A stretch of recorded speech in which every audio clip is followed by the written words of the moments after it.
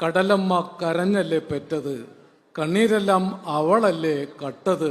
കടലല്ല കരയല്ലേ കരയല്ല കടലല്ലേ കട്ടത്. കടലിന്റെ മക്കളാ കടലിന്റെ. നിങ്ങൾ കേട്ടിട്ടുണ്ടോ?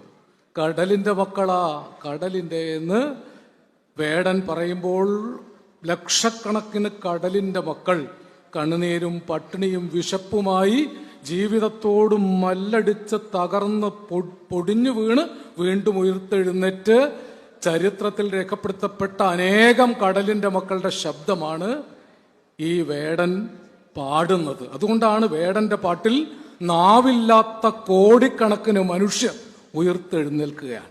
ഈ കാലം കണ്ട ആധുനിക നവോത്ഥാനത്തിന്റെ നായക സ്ഥാനത്തേക്ക് ഈ ചെറുപ്പക്കാരനെ എടുത്തുയർത്താൻ അഭിമാനം തോന്നുകയാണ്. കാരണം നാവില്ലാത്തവരുടെ ശബ്ദമാണ് ഈ കുട്ടി പറയുന്നത്.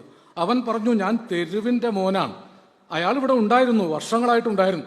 ഇന്നേ നിങ്ങൾ വേടനെ കണ്ടിട്ടുള്ളൂ. പക്ഷെ വേടൻ പൊരിഞ്ഞ് പിടഞ്ഞ് അവഗണിതനായി, നിന്ദിതനായി, നിരാശ്രയനായി, ഏകാഗിയായി, ദരിദ്രനായി, എനിക്കിപ്പോഴും സ്വന്തം മണ്ണില്ല എന്ന് പറഞ്ഞു. പൂമല ഡാമിൽ വാടക വീട്ടിലാണ് താമസിക്കുന്നത്. എപ്പോഴും സ്വന്തം മണ്ണില്ലാത്തവരുടെ പ്രതിനിധിയായി പാട്ടുകൊണ്ടൊരു ചൂട്ടുകെട്ടി തമ്പുരാന്മാരുടെ മുഖത്ത് കുത്തിയ ധീരതയുടെ പേരാണ് വേടൻ.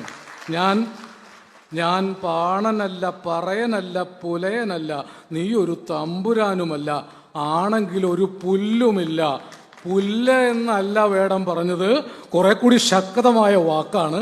ആ വാക്ക് ഒരു സൊഫിസ്റ്റിക്കേറ്റഡ് എഴുത്തുകാരനായതുകൊണ്ട് ഞാൻ പറയാൻ മടിക്കുന്നത് പറയുന്നവനെയാണ് വേടൻ എന്ന് ഞാൻ വിശേഷിപ്പിക്കുന്നത്.